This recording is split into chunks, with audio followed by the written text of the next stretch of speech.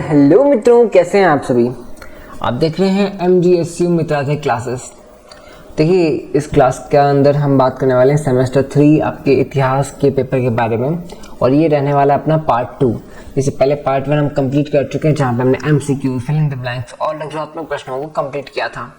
और इस पार्ट 2 के अंदर हम बात करने वाले निबंधात्मक प्रश्न, यानी कि लॉन्ग जो आपके क्वेश्चन आंसर आएंगे ना, उन पे बात करेंगे। ठीक है, चलिए वीडियो को स्टार्ट करते हैं। एंड वीडियो को स्टार्ट करने से पहले वीडियो को लाइक कर दीजिएगा, चैनल को सब्सक्राइब कर दीजिएगा। एंड अगर अभी तक आपने वीडियो को हाइप नहीं किया तो कमेंट सेक्शन में आपको हाइप का बटन मिलेगा, वीडियो को हाइप कर दीजिएगा। चलिए फिर शुरू करते हैं। एंड आपको सभी के नोट्स एप्लीकेशन में, आपको जितने भी टेस्ट सीरीज चाहिए या फिर नोट्स चाहिए, इनका PDF चाहिए, आपको सब कुछ एप्लीकेशन पर मिल जाएगा। तो आप भी हमारी एप्लीकेशन डाउनलोड कर सकते हैं, मित्रालय क्लासेस। प्ले स्टोर पर मिल जाएगा आपको एप्लीकेशन, है ना। और बाकी आपको हमारा लिंक भी जो है एप्लीकेशन का, वो पिन कमेंट में और डिस्क्रिप्शन में मिल जाएगा। देखिए, चलते शुरू करते हैं इकाई 1 से। तो इकाई 1 यानी कि यूनिट 1 से हमारा जो पहला लॉन्ग क्वेश्चन आ सकता है आपके पेपर में, हम हर यूनिट के 3 इंपॉर्टेंट क्वेश्चन करेंगे जो आपके पेपर में आपको देखने को मिल सकता है ना। तो पहला प्रश्न है, मध्यकालीन भारतीय इतिहास के अध्ययन के प्रमुख स्रोतों का विस्तार से वर्णन कीजिए। तो आंसर क्या होगा इसका? मध्यकालीन भारतीय इतिहास को समझने के लिए अनेक प्रकार के स्रोत उपलब्ध हैं। इन स्रोतों के माध्यम से उस समय की राजनीतिक, सामाजिक और आर्थिक स्थिति का ज्ञान प्राप्त होता है। इतिहासकार इन प्रमाणों का अध्ययन करके घटनाओं की सत्यता को समझते हैं। इसलिए इतिहास के अध्ययन में स्रोतों का विशेष महत्व होता है। इनके बिना इतिहास की सही जानकारी प्राप्त करना कठिन होता है। मध्यकालीन भारत के स्रोत मुख्य रूप से लिखित स्रोत, पुरातात्विक स्रोत और विदेशी यात्रियों के विवरण होते हैं। इनसे शासन व्यवस्था, समाज, धर्म और संस्कृति के बारे में जानकारी मिलती है। इन स्रोतों के आधार पर इतिहासकार घटनाओं का विश्लेषण करते हैं। विभिन्न स्रोतों की तुलना करके इतिहास को अधिक रूप से समझा जा सकता है। इस प्रकार ये स्रोत मध्यकालीन इतिहास के अध्ययन का आधार माने जाते हैं। ओके, तो पॉइंट्स में आप बात कर सकते हो, लाइक लिखित ग्रंथ इतिहास की महत्वपूर्ण जानकारी देते हैं। इतिहासकारों की पुस्तकें राजनीतिक घटनाएं बताती है। शिलालेख प्रशासन और आदेशों का प्रमाण देते हैं। सिक्कों से आर्थिक स्थिति का पता चलता है। स्मारक उस समय की स्थापत्य कला दिखाते हैं। मस्जिद और किले सांस्कृतिक विकास दर्शाते हैं। विदेशी यात्रियों ने समाज का वर्णन किया। अल बरूनी और इब्न बतूता ने महत्वपूर्ण विवरण दिए। साहित्य ग्रंथ और धर्म संस्कृति बताते हैं। पुरातात्विक खोजें इतिहास की पुष्टि करती हैं। विभिन्न स्रोतों से घटनाएं स्पष्ट होती हैं। ये स्रोत इतिहास अध्ययन का आधार है। ठीक है, ये आप अपने इस क्वेश्चन का आंसर ले सकते हो जब आपसे पूछा जाए कि भाई पुरातात्विक स्रोतों के अध्ययन के बारे में समझाइए, स्रोत के बारे में समझाइए, है ना। देन अपना नेक्स्ट क्वेश्चन है, भारत में तुर्कों की सफलता के कारणों का विवेचन कीजिए। भारत में तुर्कों की सफलता के कारणों का विवेचन कीजिए। चलिए फिर बात करते हैं अपन। भारत में तुर्कों की सफलता कई कारणों का परिणाम थी। उस समय भारत की राजनीतिक स्थिति कमजोर थी और देश कई छोटे राज्यों में विभाजित था। इन राज्यों के बीच आपसी संघर्ष चलते रहते थे। इस कारण विदेशी आक्रमणकारियों के लिए भारत में विजय प्राप्त करना आसान हो गया। तुर्कों ने इस स्थिति का लाभ उठाकर अपनी शक्ति को मजबूत किया और भारत के अंदर स्थापित किया। तुर्क शासक संगठित सेना, भावी युद्ध नीति के कारण सफल हो गए। मतलब संगठित सेना और प्रभावी युद्ध नीति इनके चलते भारत पर उन्होंने अपनी शक्ति को जल्द से जल्द फैला लिया, विस्तृत कर लिया। उनकी सैन्य व्यवस्था भारतीय शासकों से अधिक मजबूत थी। उन्होंने घुड़सवार सेना और नई युद्ध तकनीकों का उपयोग किया। इसके अलावा भारतीय शासकों की आपसी असंगठित स्थिति भी उनकी सफलता का मुख्य कारण बनी थी। इस सभी कारणों से तुर्क भारत में अपनी सत्ता स्थापित करने में सफल हो गए थे, है ना। तो उस वक्त भारत का कहते हैं अलग विभाजन हुआ रखा था। लाइक आप ऐसे समझ सकते हो कि कोई भी संगठित ताकत हुआ नहीं करती थी। सभी राज्य अलग अलग बंटे हुए थे, उनके शासन अलग थे, उनके नियम अलग थे, उनकी राजनीति अलग थी, इसलिए वो बंटे हुए थे, विभाजित थे, असंगठित थे। लाइक आप पॉइंट्स में लिख सकते हो कि भारत की राजनीतिक स्थिति कमजोर थी, देश कई छोटे राज्यों में विभाजित था, राजाओं के बीच आपसी संघर्ष होते थे, केंद्रीय सत्ता का अभाव था। तुर्कों की सेना संगठित और अनुशासित थी। घुड़सवार सेना उनकी प्रमुख शक्ति थी। तुर्कों की युद्ध नीति प्रभावी थी। भारतीय शासकों में एकता की कमी थी। कुछ भारतीय शासकों ने तुर्कों का विरोध नहीं किया। तुर्कों ने युद्ध तकनीकों का उपयोग किया। आक्रमण के समय भारत की रक्षा व्यवस्था कमजोर हो गई। इन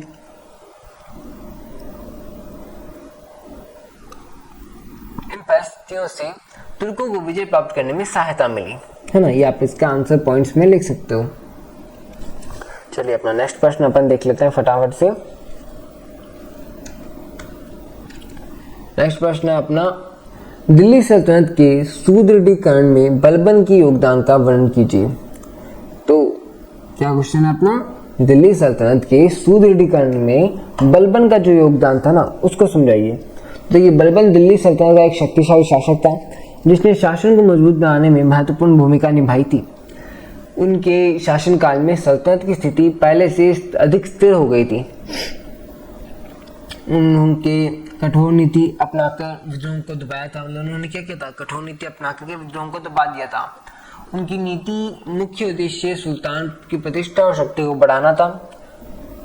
इसी कारण उसके शासनकाल में प्रशासन में अनुशासन स्थापित हुआ। बलबन ने शासन व्यवस्था को मजबूत करने के लिए कई महत्वपूर्ण सुधार किए। उसने दरबार की मर्यादा को बढ़ाया, अमीरों की शक्ति को सीमित किया। उसने सीमाओं की रक्षा के लिए सेना को मजबूत बनाया। उसके कठोर प्रशासन के कारण राज्य में शांति और व्यवस्था बनी रही। इसी कारण बलबन ने दिल्ली सल्तनत को सुदृढ़ बनाने में महत्वपूर्ण योगदान निभाया। बलबन ने कठोर शासन नीति अपनाई। उसकी नीति को रक्त और लौ की नीति कहा जाता है। उसने विद्रोह का कठोर दमन किया, दरबार की मर्यादा का विशेष महत्व दिया, सुल्तान की प्रतिष्ठा को बढ़ाया, अमीरों की शक्ति को सीमित किया, प्रशासन में अनुशासन स्थापित किया, सीमाओं की सुरक्षा को मजबूत बनाया, गुप्तचर व्यवस्था को प्रभावी बनाया, राज्य में शांति और व्यवस्था को स्थापित किया। सुल्तान की शक्ति सर्वोच्च मानी गई। सल्तनत की स्थिति पहले से अधिक मजबूत हो गई। कौन से कार्यकाल में, बलबन के कार्यकाल में, ठीक है। चलिए नेक्स्ट अपन बात करेंगे यूनिट नंबर 2 से, यानी इकाई नंबर 2 से। इकाई नंबर 1 से हमने 3 महत्वपूर्ण प्रश्न जो आपके लघु निबंधात्मक में आ सकते हैं वो हमने देख लिए। अब आपकी इकाई नंबर 2 से 3 निबंधात्मक प्रश्न जो आपके पेपर में आ सकते हैं, है ना, वो देखते हैं अपन। मोहम्मद बिन तुगलक की योजनाओं का वर्णन कीजिए तथा उनकी असफलताओं का विश्लेषण कीजिए। तो मोहम्मद बिन तुगलक दिल्ली सल्तनत का एक महत्वाकांक्षी और बुद्धिमान शासक था। उसने राज्य को मजबूत बनाने के लिए कई नई योजनाएं शुरू की। उसका उद्देश्य प्रशासन को संगठित करना और साम्राज्य का विस्तार करना था, लेकिन उसकी कई योजनाएं सफल नहीं हो सकी। इस योजनाओं के कारण जनता को भी कठिनाइयों का सामना करना पड़ा। मोहम्मद बिन तुगलक की प्रमुख योजनाओं में राजधानी परिवर्तन, टोकन मुद्रा, दुआब में कर वृद्धि, ये सब प्रमुख थे। उसने नई नीतियों के माध्यम से राज्य की आय बढ़ाने का प्रयास किया, लेकिन योजनाओं को लागू करने में समस्याएं आई। उचित व्यवस्था और तैयारी के अभाव के कारण ये योजनाएं असफल हो गई। इसी कारण उसके शासन की आलोचना की जाती है, ठीक है। तो मोहम्मद बिन तुगलक महत्वाकांक्षी शासक था। उसने कई योजनाएं प्रारंभ की, दिल्ली से दौलताबाद राजधानी स्थानांतरित की, टोकन मुद्रा की नई योजना लागू की, दोआब क्षेत्र में कर की दर बढ़ा दी गई।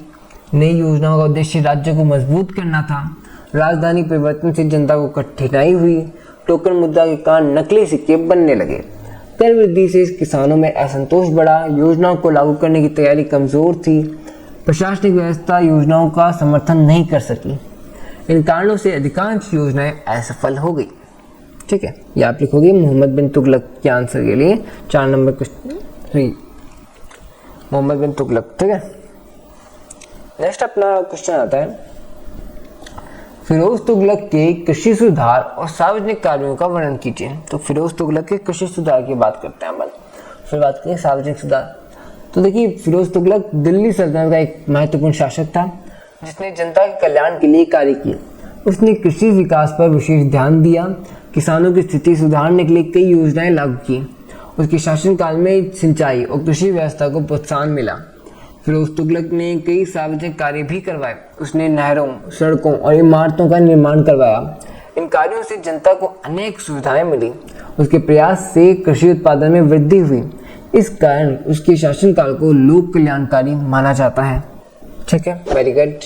नेक्स्ट आता है अपना इसी के अंदर कि फिरोज तुगलक ने कृषि विकास को महत्व दिया, सिंचाई की कई नहरों को निर्माण कराया, किसानों को कृषि कार्यों में सहायता दी, भूमि व्यवस्था को व्यवस्थित करने का प्रयास किया, कृषि उत्पादन में वृद्धि हुई, जनता के कल्याण के लिए योजनाएं लागू की, सड़कों और पुलों का निर्माण कराया, कुएं और तालाब बनवाए एंड सराय और बागों का निर्माण कराया, विकास करवाया, कई नई इमारतों का निर्माण कराया, जनता को यातायात सिंचाई की सुविधा मिली। उसके कार्यों से राज्य की आर्थिक स्थिति मजबूत हो गई। ठीक है, नेक्स्ट अपना विजयनगर साम्राज्य के उत्थान और पतन का वर्णन कीजिए। विजयनगर की बात करते हैं। तो विजयनगर साम्राज्य दक्षिण भारत का एक शक्तिशाली राज्य था। इसकी स्थापना 1336 ईस्वी में हरिहर और बुक्का ने की थी। इस राज्य का मुख्य उद्देश्य दक्षिण भारत को बाहरी आक्रमणों से सुरक्षित करना था। मतलब दक्षिण भारत को ना उसको सिक्योर करना इसका मुख्य लक्ष्य था। धीरे धीरे यह दक्षिण भारत की एक प्रमुख शक्ति बन गया। और ये कहाँ स्थित था ये बताइए हमें, कौन सी नदी के पास में स्थित था, जल्दी से बताओ। विजयनगर साम्राज्य ने कई वर्षों तक दक्षिण भारत की राजनीति में महत्वपूर्ण भूमिका निभाई। इसके शासकों ने प्रशासन, व्यापार और संस्कृति को बढ़ावा दिया, लेकिन बाद में आंतरिक कमजोरियों और बाहरी आक्रमणों के कारण ये कमजोर हो गया। 1565 ईस्वी के तालीकोटा युद्ध के बाद इसका पतन प्रारंभ हो गया। पतन जो है ना इसका प्रारंभ हो गया था तालीकोटा युद्ध के बाद में से। अब ये कौन सी नदी में है? यह है तुंगभद्रा नदी के ऊपर। ठीक है, जो विजयनगर साम्राज्य ना तुंगभद्रा नदी है पास में। विजयनगर साम्राज्य की स्थापना 1336 ईस्वी में हुई। हरिहर और बुक्का के इसके संस्थापक थे। राजधानी तुंगभद्रा नदी आ गया ना, तुंगभद्रा नदी के किनारे स्थापित हुई। दक्षिण भारत की रक्षा इसका प्रमुख उद्देश्य था। साम्राज्य तेजी से शक्तिशाली बना। कृषि और व्यापार को बढ़ावा मिला। संस्कृति और कला का विकास हुआ। प्रशासनिक व्यवस्था संगठित थी। ब्राह्मणी राज्यों से लगातार संघर्ष हुआ। आंतरिक कमजोरियां बढ़ने लगी। 1565 ईस्वी में तालीकोटा का युद्ध हुआ। इस युद्ध के बाद साम्राज्य का पतन हो गया। ठीक है, चलिए फिर नेक्स्ट आते हैं अपन यूनिट नंबर 3 के बारे में। इकाई नंबर 3 के इंपॉर्टेंट क्वेश्चन देख लेते हैं फटाफट से। तो आपको क्या करना है, इससे पहले जो हम बता दूं आपको कि भाई पार्ट 1 भी आया था। पार्ट 1 में हमने आपके MCQ fill in the blanks लोग रहता क्वेश्चन सब की बात करिए, तो आप पार्ट 1 को पूरा देखिएगा। ठीक है, देन आप पार्ट 2 को फटाफट से कंप्लीट कर लीजिएगा। चलिए फिर आगे देखते हैं। नोट्स आपको एप्लीकेशन में मिल ही जाएंगे और फ्री का टेस्ट भी आपको मिलेगा। अगर आपको अपनी तैयारी को जांच करना है कितनी तैयारी है तो आप फ्री का टेस्ट दे सकते हो। एप्लीकेशन के ऊपर आपको मिल जाएगा फ्री का टेस्ट। ओके, बस एप्लीकेशन डाउनलोड कर लीजिए। 16वीं शताब्दी के प्रारंभ में भारत की राजनीतिक स्थिति का विश्लेषण कीजिए। तो भाई 16वीं शताब्दी के प्रारंभ में भारत की राजनीतिक स्थिति कमजोर और अस्थिर थी। देश कई छोटे छोटे राज्यों में विभाजित था। दिल्ली में लोधी वंश का शासन था, लेकिन उसकी शक्ति कमजोर हो चुकी थी। विभिन्न राज्यों के शासकों के बीच आपसी संघर्ष चलता रहता था। इसी कारण भारत में राजनीतिक एकता का अभाव दिखाई दे रहा था। उस समय राजपूत, अफगान और अन्य क्षेत्रीय शक्तियां अपने अपने क्षेत्रों में शासन कर रही थी। इन शासकों के बीच सहयोग की कमी थी। मजबूत केंद्रीय सत्ता के अभाव के कारण देश की सुरक्षा भी कमजोर थी। इसी स्थिति का लाभ उठाकर बाबर ने भारत पर आक्रमण किया। इसलिए उस समय भारत को एक विभाजित और दुर्बल राज्य के तौर पर माना जाता है, देखा जाता है कि उस वक्त बड़ा कमजोर था। तब बाबर ने भारत पर अटैक कर दिया, मौके का फायदा उठा लिया था। लाइन्स क्या लिख सकते हो आप? तो भारत की राजनीतिक स्थिति कमजोर थी। देश के छोटे छोटे राज्यों में विभाजित था। दिल्ली पर लोधी वंश का शासन था। इब्राहिम लोधी अंतिम लोधी का शासक था। राजपूत राज्य अलग अलग क्षेत्रों में शक्तिशाली थे। अफगान सरदार भी सत्ता के लिए संघर्ष कर रहे थे। राजाओं के बीच आपसी एकता का अभाव था। राज्यों में लगातार युद्ध होते रहते थे। केंद्रीय सत्ता का प्रभाव कमजोर था। प्रशासनिक व्यवस्था स्थिर नहीं थी। विदेशी आक्रमणों का खतरा बढ़ गया था और इन परिस्थितियों ने बाबर के आक्रमण को आसान बना दिया था और आसान बना दिया था, है ना। अगला क्वेश्चन आता है, भारत में मुगल साम्राज्य की स्थापना में बाबर की भूमिका का मूल्यांकन कीजिए। तो देखिए, बाबर मुगल साम्राज्य का संस्थापक माना जाता है। वह मध्य एशिया का एक शक्तिशाली शासक था जिसने भारत पर कई आक्रमण किए। 1526 ईस्वी में पानीपत के प्रथम युद्ध में उसने इब्राहिम लोधी को पराजित किया। इस वजह से दिल्ली और आगरा पर उसका अधिकार हो गया।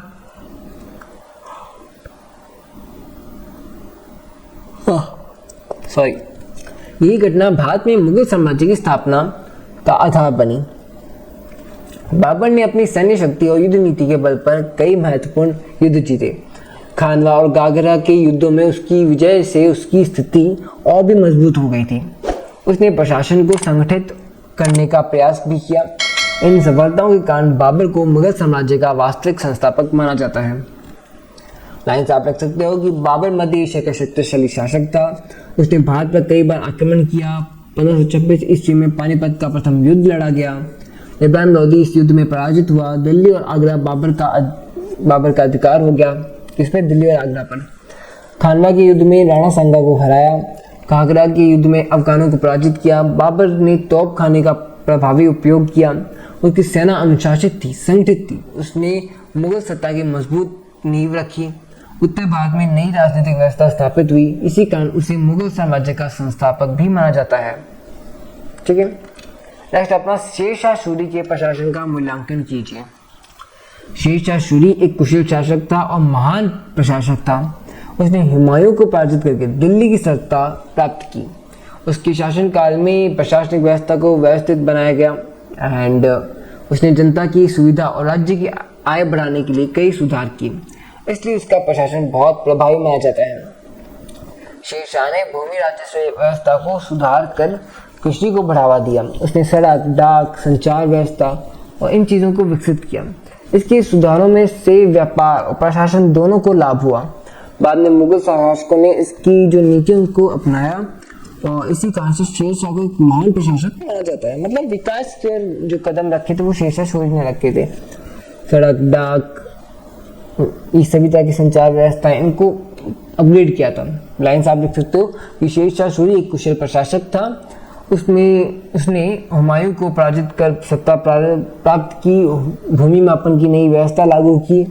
उपज के आधार पर कई निर्धारण किया एंड कर निर्धारण किया। किसानों को पट्टा और कबूलियत दी। गैर ट्रंक रोड का निर्माण कराया। सड़क मार्गों के किनारे सराय बनवाई। डाक और संचार व्यवस्था विकसित की। व्यापार और यातायात को प्रोत्साहन मिला।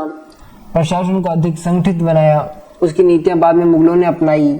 इसी कारण उसका प्रथम प्रशासन आदर्श माना जाता है। ठीक है, नेक्स्ट आता है अपना यूनिट नंबर 4 इकाई नंबर 4। तो इकाई नंबर 4 के फ्रंट से क्वेश्चन देख लेते हैं। औरंगजेब की राजपूत नीति का आलोचनात्मक विवरण कीजिए। तो देखिए, औरंगजेब मुगल साम्राज्य का एक शक्तिशाली शासक था, लेकिन उसकी नीतियां पहले के मुगल शासकों से भिन्न थी। अकबर और जहांगीर ने राजपूतों के साथ मैत्रीपूर्ण संबंध बनाए थे। मतलब अकबर जहांगीर क्या करते थे, राजपूतों के साथ मैत्री कर रहे थे, दोस्ती कर रहे थे। इसके विपरीत औरंगजेब की नीति कठोर और संघर्षपूर्ण थी। उन्होंने कई राजपूत राज्यों को मामले में हस्तक्षेप किया। इससे मुगलों और राजपूतों के संबंध में जो संबंध है ना वो खराब होते चले गए। औरंगजेब की राजपूत नीति के कारण कई युद्ध और राजपूतों में असंतोष बढ़ गया। विशेष रूप से मारवाड़ और मेवाड़ के साथ संघर्ष ने मुगल शक्ति को कमजोर बना दिया। राजपूतों का अध्ययन मुगलों के लिए महत्वपूर्ण था, लेकिन इस नीति के कारण यह समर्थन कम होता चला गया। इसलिए उसकी राजपूत नीति को मुगल साम्राज्य के पतन का एक कारण भी देखा जाता आ रहा है। ठीक है, एंड आप कुछ लाइन लिख सकते हो लाइक जैसे कि औरंगजेब की राजपूत नीति कठोर मानी जाती है। उसने राजपूत राज्यों के मामलों में हस्तक्षेप किया। मारवाड़ के उत्तराधिकारी विवाद में उसने हस्तक्षेप किया। इस कारण मारवाड़ में विद्रोह शुरू हो गया। मेवाड़ के साथ भी युद्ध की नीति बनी एंड राजपूतों में मुगलों के प्रति असंतोष बढ़ा। राजपूतों का प्रारंभिक जो सहयोग कमजोर हुआ। मुगल सेना को लगातार युद्ध करना पड़ा। ये सब इसके आप पॉइंट्स वगैरह लाइन्स इसमें लिख सकते हो, है ना। नेक्स्ट आता है शिवाजी के नेतृत्व में मराठा शक्ति के उदय और विकास का वर्णन करें। तो देखिए, 17वीं शताब्दी में मराठा शक्ति का उदय भारतीय इतिहास की एक महत्वपूर्ण घटना थी। शिवाजी इसके प्रमुख नेता और संस्थापक थे। उन्होंने अपनी वीरता और नेतृत्व के बल पर एक स्वतंत्र मराठा राज्य को स्थापित किया था। उन्होंने मुगल और बीजापुर दोनों शक्तियों का सामना किया। उनके नेतृत्व में मराठा शक्ति तेजी से विकसित हुई। शिवाजी ने अपनी सैन्य शक्ति और प्रशासनिक व्यवस्था के माध्यम से राज्य को मजबूत बनाया। उन्होंने गुरिल्ला युद्ध नीति का प्रभावी उपयोग किया। कई किलों पर अधिकार करके अपनी शक्ति को बढ़ाया। उनके शासन में प्रशासन को भी संगठित किया। इसलिए शिवाजी को मराठा शक्ति का महान निर्माता माना जाता आ रहा है। पॉइंट आप इसमें लिख सकते हो कि शिवाजी मराठा शक्ति के संस्थापक थे। उनका जन्म 1630 ईस्वी में हुआ। कई किलों पर अधिकार प्राप्त किए, संघर्ष किया, बीजापुर का संघर्ष किया। गोरिल्ला युद्ध नीति, आपके जो कहते हैं ना gorilla world warfare, okay. Mughal सेना को कई बार चुनौती दी, स्वतंत्र मराठा राज्य की स्थापना की, राज्य की राजधानी रायगढ़ बनाई, अष्टप्रधान परिषद का गठन किया, सेना और प्रशासन को संगठित किया, मराठा शक्ति तेजी से मजबूत हो गई, है ना। ये आपके पॉइंट्स इसमें आप लिख सकते हो। फिर आप एक क्वेश्चन आपके आता है कि मुगल साम्राज्य के पतनों के कारण को विश्लेषण कीजिए। भाई मतलब मुगल साम्राज्य का पतन जो है ना, वो कारण बताइए। तो मुगल साम्राज्य एक समय भारत का सबसे शक्तिशाली साम्राज्य था, लेकिन 7वीं शताब्दी के अंत में इसकी शक्ति धीरे धीरे कमजोर होने लगी। कमजोर शासकों और प्रशासनिक समस्याओं के कारण साम्राज्य की स्थिति खराब हो गई, विभिन्न क्षेत्रों में विद्रोह होने लगे। इससे साम्राज्य की एकता में कमी आई, ठीक है। मुगल साम्राज्य के पतन के पीछे कई राजनीतिक, आर्थिक, सामाजिक कारण थे। लंबे युद्धों के कारण राज्य की आर्थिक स्थिति भी कमजोर हो गई, प्रांतीय शासकों की शक्ति बढ़ने लगी, मराठा और अन्य शक्तियों का उदय होने लगा। इन सभी कारणों से मुगल साम्राज्य धीरे धीरे समाप्त होता चला गया। कुछ आप पॉइंट्स लिख सकते हो कि कमजोर शासक का शासन शुरू हो गया, प्रशासनिक व्यवस्था कमजोर हो गई, प्रांतीय शासकों की शक्ति बढ़ने लगी, दरबार में षड्यंत्र और संघर्ष बढ़ी, मराठा शक्ति का उदय हुआ, राजपूतों का उदय कम होता गया, लंबे युद्धों से आर्थिक नुकसान हुआ, सेना पर अत्यधिक खर्च होने लगा। ये आपके कुछ पॉइंट्स आप इसमें लिख सकते हो। अब बात करते हैं यूनिट नंबर 5, इकाई नंबर 5 की, आपकी जो आखिरी यूनिट है। तो आखिरी यूनिट से आपके 3 इंपॉर्टेंट क्वेश्चंस देखेंगे जो आपके निबंधात्मक में आ सकते हैं, है ना। बाकी आपके लघुरात्मक प्रश्न हमने हैं, अभ्यसद हैं, फिलिंग द ब्लैंक्स हैं, वो सब अपन पहले ही वीडियो में कर चुके हैं पार्ट 1 में। तो पार्ट 1 दोबारा से देख लीजिएगा, है ना, रिवाइज कर लीजिएगा पार्ट 1 को। अब बात करते हैं पार्ट 2 के इकाई नंबर 5 की। मुगल प्रशासन की स्वरूप तथा केंद्रीय प्रशासन की व्यवस्था को वर्णन कीजिए। तो मुगल साम्राज्य की प्रशासनिक व्यवस्था अत्यंत संगठित और केंद्रीकृत थी। सम्राट शासन का सर्वोच्च अधिकारी होता था और उसके हाथ में सभी शक्तियां केंद्रीकृत होती थी। प्रशासन को सुचारू रूप से चलाने के लिए विभिन्न विभाग बनाए गए थे। प्रत्येक विभाग का संचालन एक उच्च अधिकारी कर रहा था। इस प्रकार मुगल प्रशासन व्यवस्थित और प्रभावी माना जाता आ रहा है। मुगल प्रशासन में केंद्रीय स्तर पर कई प्रमुख पद होते थे जो प्रशासन के विभिन्न कार्यों को संभालते थे। इनमें वजीर, दीवान और मीर बख्शी और सदर जैसे महत्वपूर्ण पद थे। इन अधिकारियों की सहायता से सम्राट पूरे साम्राज्य का संचालन करता था और प्रशासनिक व्यवस्था का उद्देश्य राज्य में शांति और व्यवस्था बनाए रखना था। इसलिए मुगल प्रशासन को एक मजबूत व्यवस्था बनाना था, ठीक है। पॉइंट्स आप इसमें लिख सकते हो कि भाई ये बातें हैं, ये इस तरीके से लिखा गया है। मुगल काल की कृषि व्यवस्था का वर्णन करें। तो देखिए, मुगल काल की अर्थव्यवस्था मुख्य रूप से कृषि पर आधारित थी। किसान समाज का सबसे बड़ा वर्ग था और कृषि उत्पादन राज्य की आय का मुख्य स्रोत था। विभिन्न प्रकार की फसलें उगाई जाती थी। राज्य की आय का अधिकांश भाग भूमि कर से प्राप्त होता था। इसलिए कृषि व्यवस्था मुगल अर्थव्यवस्था का आधार मानी जाती है। मुगल शासकों ने कृषि प्रोत्साहन देने के लिए कई प्रयास किए, भूमि मापन की व्यवस्था विकसित की और कर निर्धारण के नियम को बनाए रखने के लिए सिंचाई के लिए नहरों को, कुओं का उपयोग किया। किसानों राज्य के बीच राजस्व व्यवस्था स्थापित की। इससे कृषि उत्पादन में फायदा होगा, वृद्धि हुई। कृषि मुगल अर्थव्यवस्था का मुख्य आधार थी। किसान समाज का सबसे बड़ा वर्ग थी। भूमि का राज्य की आय का प्रमुख मुख्य स्रोत था। गेहूं और चावल, जौ और बाजरा प्रमुख फसलें थी। कपास और गन्ना भी महत्वपूर्ण फसलें थी। भूमि मापन की व्यवस्था लागू की गई। उपज के आधार पर निर्धारित किया जाता है। ये कुछ आप इसमें पॉइंट्स इस तरीके से लिख सकते हो। बात करते हैं आपके मध्यकालीन भारत में व्यापार और वाणिज्य के विकास का वर्णन करें। तो मध्यकालीन भारत में व्यापार और वाणिज्य का काफी विकास हुआ। भारत के विभिन्न क्षेत्रों के बीच आंतरिक व्यापार होता था। इसके साथ ही कई देशों के साथ विदेशी व्यापार भी स्थापित था। व्यापारी समुद्री और स्थल मार्गों से व्यापार किया करते थे, आया करते थे भारत में। इस व्यापार से भारत की आर्थिक समृद्धि होती चली गई और वृद्धि भी हुई। मुगल काल में कई बड़े शहर व्यापारी केंद्र बन गए। इन शहरों में बाजार, मंडियां और कारीगरों की बस्तियां विकसित हुई। यूरोपीय व्यापारी भी भारत आए। उन्होंने व्यापारी केंद्र स्थापित किए। मसाले, कपास और रेशम जैसी वस्तुओं का निर्यात जो है किया था। इससे भारत अंतर्राष्ट्रीय व्यापारी का महत्वपूर्ण केंद्र बनता चला गया और बन रहा है। आप पॉइंट्स लिख सकते हो कि मध्यकालीन भारत में व्यापार का व्यापक विकास हुआ, देश के विभिन्न क्षेत्रों में आंतरिक व्यापार होता था, विदेशी देशों के साथ समुद्री व्यापार स्थापित था, व्यापारिक स्थल और समुद्री मार्गों से हुआ करता था, दिल्ली और आगरा लाहौर प्रमुख व्यापारिक नगर थे, बाजार और मंडियां विकास हुआ, कारीगर और व्यापारी सक्रिय थी, पुर्तगाली डच और अंग्रेज व्यापारी भारत आए, मसाले कपास रेशम सोना चांदी और अन्य वस्तुओं का आयात हुआ करता था, व्यापार से राज्य की आय में वृद्धि हुई, भारत में अंतर्राष्ट्रीय व्यापार का महत्वपूर्ण केंद्र बना। तो कुछ इस प्रकार से आपके आज की इस क्लास में हमने आपकी पूरी बुक के हर यूनिट के कुछ बड़े महत्वपूर्ण प्रश्न यानी कि जो आपकी निबंधात्मक में आ सकते हैं महत्वपूर्ण प्रश्न उनको देखा है, उनके क्वेश्चन को देखा है, उनके आंसर्स को देखा है। आपने ये वीडियो एक बार फिर से देख लेनी है। अगर आपको अभी तक कुछ समझ में नहीं आया तो क्या होगा, आप दोबारा देखोगे ना तो कुछ बातें आपके दिमाग में फिट हो जाएंगी, आपके पल्ले पड़ने लगेंगी, है ना, बहुत अच्छी बात होगी। एंड पार्ट 1 इससे पहले हमने कंप्लीट किया। पार्ट 1 में MCQs fill in the blanks और लघुत्मक प्रश्न हमने सारे कंप्लीट किए हैं।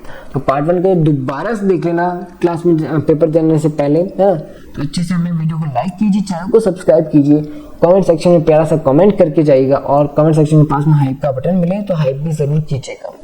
आपका धन्यवाद, राधे राधे। चलिए फिर मिलते हैं नेक्स्ट सेमेस्टर में नई क्लासेस के साथ। धन्यवाद।